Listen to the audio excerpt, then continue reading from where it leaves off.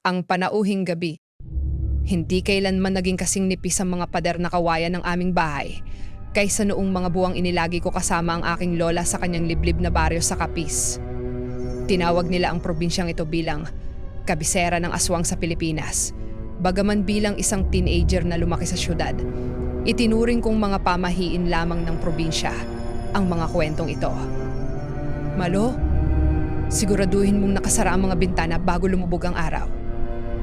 Paalala sa akin ni Lola sa ikatlong pagkakataon ng araw na iyon.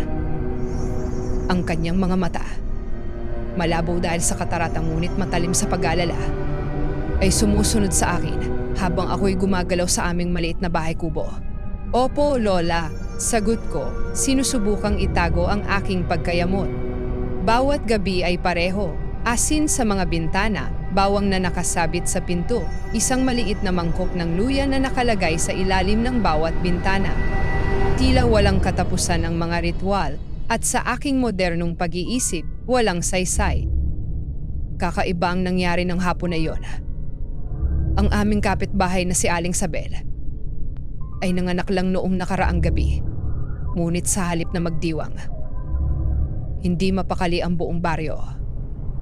Ang bagong ina at sanggol ay naaakit sa kanila. Bulong ng aking lola habang hawak-hawak ang kanyang rosaryo. Gusto kong pagtatawanan ito, ngunit may nakapigil sa akin sa kanyang tinig. Hindi ko pa naririnig ang aking lola na ganoon katakot. Nang gabing iyon, nagising ako sa isang tunog sa labas ng aming bintana, isang mahinang, tuloy-tuloy na pagtitiptib. Tik-tik-tik, halos hindi marinig, tulad ng mga kuko na dahan-dahang tumatapik sa kahoy. Naalala ko ang sinabi ni Lola, kapag ang tunog ay mahina, malapit ang aswang. Kapag malakas, malayo ito. Ganyan nila tayo nililinlang. Lalong humina ang pagtitiptib. May pumadyak sa aming bubong. Bumilis ang tibok ng aking puso habang ako'y nakahiga, nakatigil, mga matay nakatutok sa kisame. Isang anino ang dumaan sa maliliit na butas sa bubong, isang bagay na malaki at hugis tao, ngunit gumagalaw ng hindi natural, parang may kahahabaan. Naglalakbay ang tunog ng nipa habang may pumapasok dito. Narinig ko ang mahinang pagsinghot tulad ng isang hayop na sinusubaybayan ang biktima. Sa tabi ko, biglang nagmulat ng mata si Lola. Nang walang salita, inabot niya sa ilalim ng kanyang unan at nilabas ang isang maliit na bote ng langis ng niyog. Binasbasan ng pari. Bulong niya, ipinunas ito sa aking noo, mga pulso, at sa likod ng aking mga tainga. Bigla namang huminto ang pagkalmot sa bubong. Pagkatapos ay may narinig akong tunog na hanggang ngayon ay bumabagabag sa akin. Isang mababang, gutom na daing, halos parang taong ngunit parang walang laman, na tila nagmula sa isang bagay na may baga ngunit walang kaluluwa. Naamoy nito ang langis, bulong ni Lola. Alam nitong protektado tayo. Gustong-gusto kong maniwala sa kanya, ngunit nananatili ang aking pag-aalinlangan habang umikot ang nilalang sa aming bubong. Pagkatapos ay narinig namin ang isang bagay na nagpalamig sa aking dugo, ang mahinang, hindi mapagkakailang iyak ng isang sanggol mula sa bahay ni Aling Sabel sa kabila ng daan. Huminto ang pagkalmot. Umalis ang anino mula sa aming kubo. Huwag, hingal ni Lola, nahihirapang bumangon mula sa kanyang banig. Pinagbintangan siya ng kanyang masakit na tuhod habang hinahanap niya ang kanyang tungkod. Hindi ko alam kung ano ang pumasok sa isip ko. Marahil ay ang pagkakita sa aking lola na laging matatag. Ngayon ay hawak ng takot o marahil ay ang pag-iisip tungkol sa bagong silang ni Aling Sabel. Nang hindi nag-iisip, kinuha ko ang itak mula sa dingding at tumakbo sa labas. Manipis ang buwan na nagbibigay lang ng sapat na liwanag upang makita ang isang figura na nakayuko sa bubong ni Aling Sabel.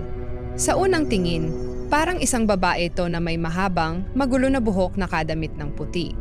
Ngunit nang bumaling ito sa akin, nakita ko ang mga mata nito. Kulay pulang dugo at sumasalamin tulad ng sapusa na naharap sa ilaw ng sasakyan.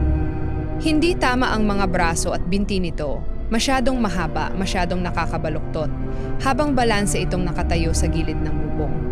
At sa ibaba ng kanyang baywang, kung saan dapat ay may mga hita, may nakita akong ibang bagay bago ito bumalik sa anyo ng tao. Nang makita ako, Ang mukha nito ay nagkaroon ng isang ngiti na lumapad ng hindi natural, na nagpapakita ng mga hilera ng mahahabang ngipin na parang karayo. Mula sa bibig nito, isang mahabang tubo-tubong dila ang lumabas, kumikintab na basa sa ilalim ng liwanag ng buwan na humahaba pababa sa isang maliit na butas sa bubong.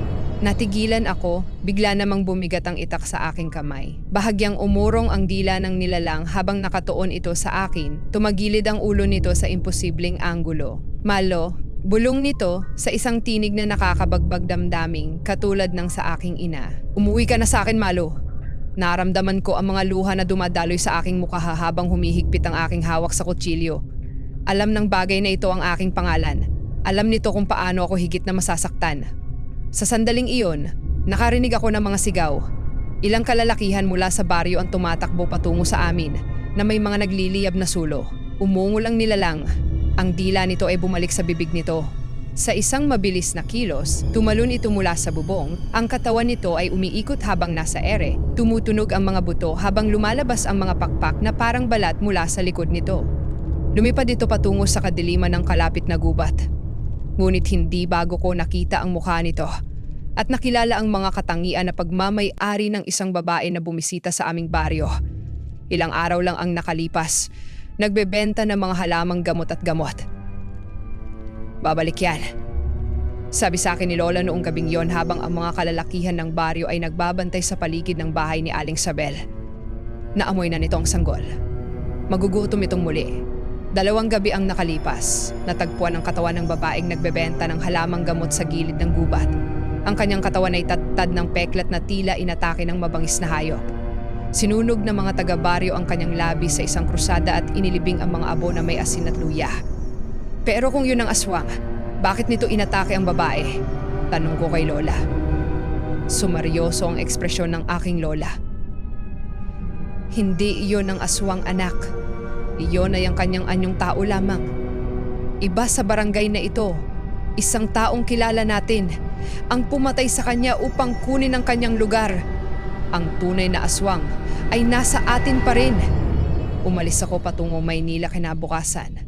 Ngunit kung minsan, kapag madilim ang gabi at umiihip ang hangin sa mga puno sa labas ng aking apartment sa syudad, naririnig ko ito isang mahinang, malayong tik-tik-tik. At naaalala ko ang itinuro sa akin ni Lola. Kapag mahina ang tunog, malapit ang aswang. Kung gusto mo ng iba pang kwento tulad nito, paki-hit follow and like para ma-notify ka sa mga bagong kwento.